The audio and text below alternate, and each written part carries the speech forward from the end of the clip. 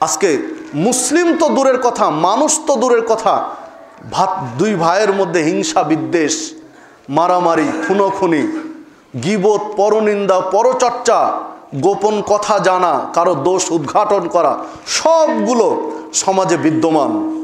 অথচ আপনি আমি মানুষ, আপনি আমি মুসলিম। সম্মানিত উপস্থিতি, একটু বিশ্লেষণ করা দরকার হৃদয় থেকে, যে আপনার আমার পর্যায়টা কোন কোন পর্যায়ে রয়েছে আপনি আমি। দেখুন, রাসূলুল্লাহ সাল্লাল্লাহু আলাইহি ওয়াসাল্লাম উল্লেখ করছেন, আন আবি হুরায়রা রাদিয়াল্লাহু আনহু قال قال رسول الله সাল্লাল্লাহু আলাইহি ওয়াসাল্লাম। আবু হুরায়রা রাদিয়াল্লাহু আনহু বলছেন, রাসূলুল্লাহ সাল্লাল্লাহু আলাইহি ওয়াসাল্লাম বলেছেন, আল মুসলিমু আখুল মুসলিম, একজন মুসলিম অপর মুসলিমের ভাই। মুসলিমরা পরস্পরে ভ্রাতৃত্বের বন্ধনে আবদ্ধ। লা ইয়াজলিমুহু, একজন আরেকজনের উপরে জুলুম করবে না, অন্যায় করবে না, অত্যাচার করবে না। ওয়ালা ইয়াখজুলুহু, কেউ কাউকে হেয় প্রতিপন্ন করবে না, কেউ কাউকে লাঞ্ছিত করবে না। ওয়ালা ইয়াহকিরুহু, কেউ কাউকে হেয় প্রতিপন্ন করবে না, কেউ কার উপরে জুলুম করবে না, কেউ কাউকে লাঞ্ছিত করবে না, অপদস্থ করবে না, কেউ কাউকে হেয় প্রতিপন্ন করবে না। এরপর আল্লাহ রাসূল সাল্লাল্লাহু আলাইহি ওয়াসাল্লাম বলছেন, আত্তাকওয়া হাহুনা ইশুরু ইলা সদরিহি সালাসাতা মাররা, সালাসা মাররাতিন। তাকওয়া এইখানে আল্লাহ রাসূল সাল্লাল্লাহু আলাইহি ওয়াসাল্লাম দেখিয়ে দিলেন তার হৃদয়ের দিকে ইঙ্গিত করে, যে তাকওয়া এইখানে। কথাটা তিনবার বললেন, প্রথমে তিনটা কথা বললেন। প্রথমে বললেন একজন মুসলিম আরেকজন মুসলিমের ভাই, মুসলিমরা ভ্রাতৃত্বের বন্ধনে আবদ্ধ।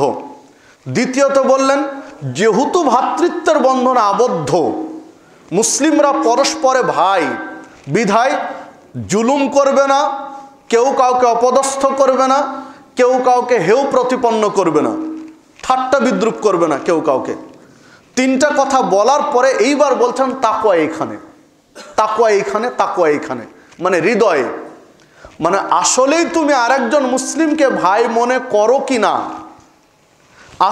আসলেই তুমি কোনো মুসলিমের উপর অত্যাচার করো কি না, কাউকে হেয় প্রতিপন্ন করো কি না, কাউকে লাঞ্ছিত করো কি না, এই বিষয়টা তো তাকওয়ার বিষয়।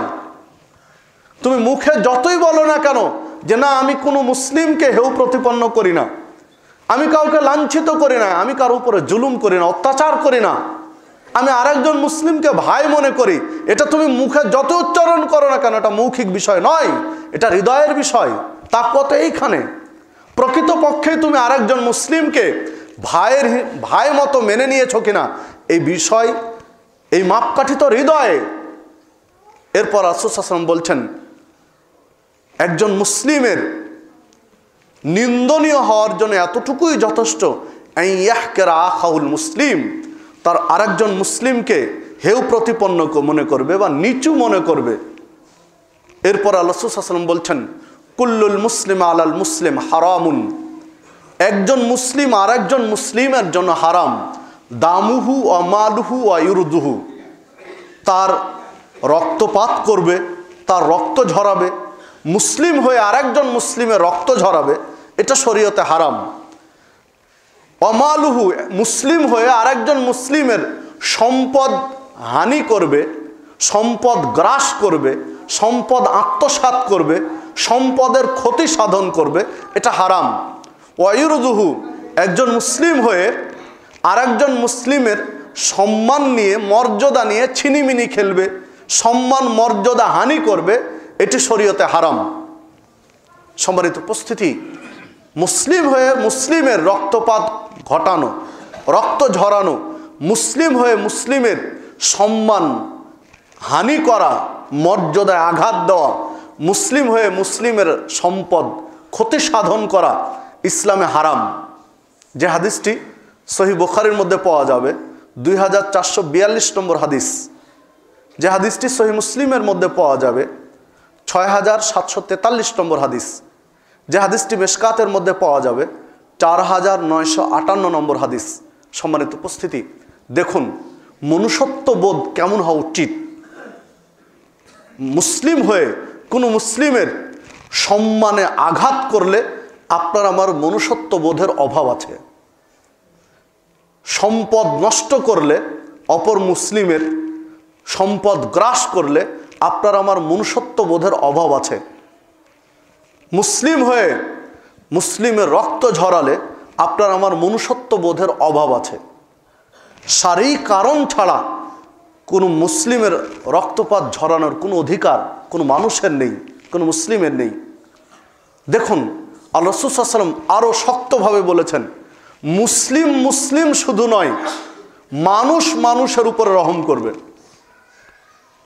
আল্লাহ রাসূল সাল্লাল্লাহু আলাইহি ওয়াসাল্লাম বলছেন, লা ইয়ারহামুল্লাহ মান লা ইয়ারহামুন নাস। ওই ব্যক্তির উপরে আল্লাহ রহম করে না যে ব্যক্তি মানুষের উপর রহম করেন না। মানুষের উপরে দয়াশীল না হলে, মানুষের উপরে নমনীয় না হলে আল্লাহ তার উপরে নমনীয় হন না, আল্লাহ তার উপরে দয়া করেন না।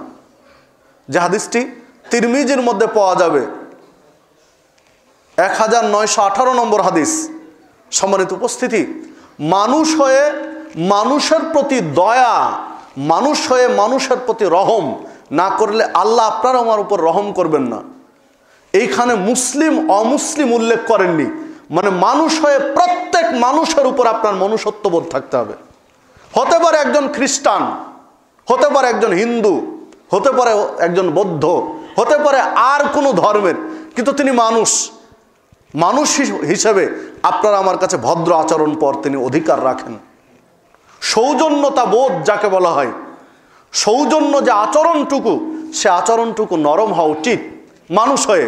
হ্যাঁ, আমি একজন অমুসলিমকে হৃদয় থেকে ভ্রাতৃত্বের বন্ধনে গ্রহণ করতে পারি না, কিন্তু মানুষ হিসাবে তার উপরে প্রথম সাক্ষাতে বা সৌজন্যতায় আমি আঘাত করতে পারবো না।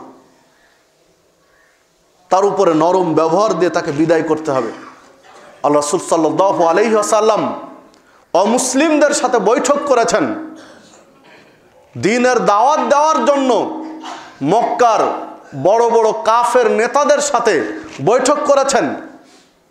দ্বীন প্রচারের স্বার্থে তাদেরকে দাওয়াত দিয়ে বাড়ি নিয়ে এসে খাওয়িয়ে শরীয়ত বুঝিয়েছেন। প্রথম ধাক্কাতে তাদের সাথে দুর্ব্যবহার করেছেন এমনটা বোঝা যায় না। হ্যাঁ, যুদ্ধের মাঠে তখন আর সৌজন্যতা দেখাননি, তখন বীর যোদ্ধা হয়ে মুসলিম হিসাবে অমুসলিমদের বিরুদ্ধে তরবারি ধরেছেন, কিন্তু স্বাভাবিক পর্যায়ে রূঢ় আচরণ করেননি কেউ কারো সাথে। রাসূলুল্লাহ সাল্লাল্লাহু আলাইহি ওয়াসাল্লাম মুসলিমদের একটা সুন্দর সমাজ ব্যবস্থার রূপরেখা দিচ্ছেন এই হাদিসগুলোতে। আন ইমরান ইবনে হুসাইন রাদিয়াল্লাহু আনহু قال قال رسول الله সাল্লাল্লাহু আলাইহি ওয়াসাল্লাম। ইমরান ইবনে হুসাইন রাদিয়াল্লাহু আনহু বলছেন, রাসূলুল্লাহ সাল্লাল্লাহু আলাইহি ওয়াসাল্লাম বলেছেন, আল হায়া লা ইয়াতি ইল্লা বিখায়র। হায়া বা লজ্জাশীলতা মানুষের কল্যাণ ছাড়া অকল্যাণ নিয়ে আসে না। অফি রিওয়ায়াতিন, অন্য বর্ণনায় রয়েছে, আল হায়াও খায়রুন কুল্লুহু। লজ্জাশীলতার যে অংশটুকু রয়েছে সবটুকুই কল্যাণের। যে হাদিসটি সহিহ মুসলিমের মধ্যে পাওয়া যাবে, মেশকাতের মধ্যে পাওয়া যাবে হাদিসটি, মেশকাতের 6071 নম্বর হাদিস। সম্মানিত উপস্থিতি, দেখুন আল্লাহ রাসূল সাল্লাল্লাহু আলাইহি ওয়াসাল্লাম বলছেন, লজ্জাশীলতার যা রয়েছে সম্পূর্ণ কল্যাণের।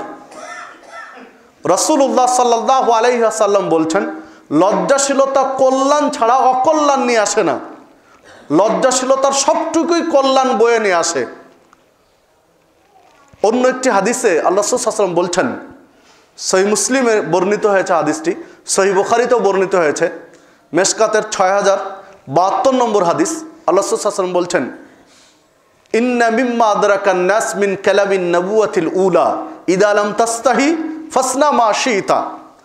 অতীতের নবী রাসূলদের কাছ থেকে মানুষ যে সুন্দর কথাগুলো পেয়েছে তার মধ্যে একটা গুরুত্বপূর্ণ কথা পেয়েছে।